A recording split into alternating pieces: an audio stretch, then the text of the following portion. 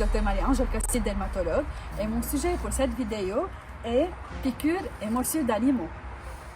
Les conséquences d'une morsure ou de piqûre sur la santé dépendent de l'état de santé de l'animal et de l'espèce à laquelle il appartient. Les animaux de nombreuses espèces peuvent mordre les humains. Parmi ces animaux responsables de morsures ou de piqûres préoccupantes, on compte les serpents, les chiens, les chats, les invertébrés comme les méduses, scorpions, araignées et autres. Regardez la suite de cette vidéo pour avoir plus de détails concernant ce sujet. Après une morsure animale, quelles sont les possibles conséquences sur la personne mordue? 1. Réaction cutanée avec œdème et ecchymose au site de la morsure, sans infection et de régression progressive sur quelques jours. 2. Les morsures peuvent se compliquer d'infections bactériennes, infections de la peau et même des parties molles. En moyenne, 24 heures après morsure de chien et 12 heures en cas de morsure de chat. Au niveau buccal des mammifères, il y a une flore bactérienne. Donc, avec la morsure animale, on peut être contaminé par du staphylocoque doré, streptocoque aureus, Clostridium tetani et Pastorella, surtout avec la morsure de chat. On est plus à risque d'avoir ces infections bactériennes quand le délai au recours des soins dépasse les 24-48 heures, devant des plaies profondes importantes et quand il s'agit de plaies aux mains ou aux bras. Pour prévenir ces infections bactériennes, il faut laver et désinfecter la plaie, prescrire des antibiotiques comme l'augmentin, la clindamycine ou les cyclines comme antibioprophylaxie dans les cas suivants. La prise en charge de la plaie était tardive, donc plus que 8 heures, une morsure profonde, une morsure à la main ou morsure de chat ou de plima. Troisième possible conséquence après une morsure animale, le tétanos.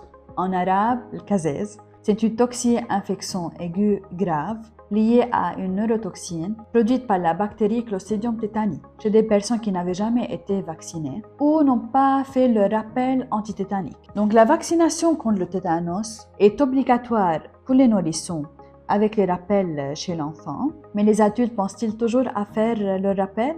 Donc les rappels de l'adulte sont recommandés aux âges fixes, soit 25 ans, 45 ans, 65 ans et ensuite tous les 10 ans. Le diagnostic est clinique. Il existe 3 formes de tétanos.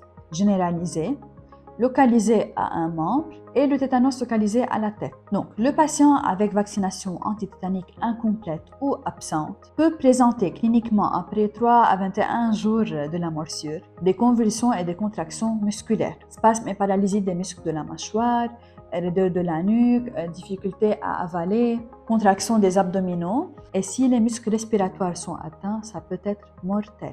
Notez bien, les risques d'être contaminé par le tétanos sont plus importants si vous laissez votre plaie non soignée de plus de 4 heures. Donc la conduite à tenir en cas de plaie post-morsure et la prévention pour le tétanos.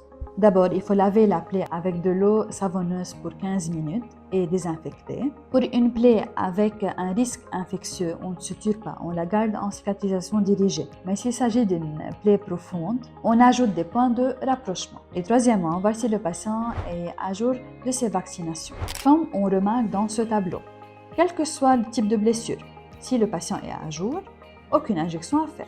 Si le patient n'est pas à jour de ses vaccinations, selon le calendrier vaccinal, on a 2 cas de figure. Devant une plaie mineure propre, on fait le vaccin.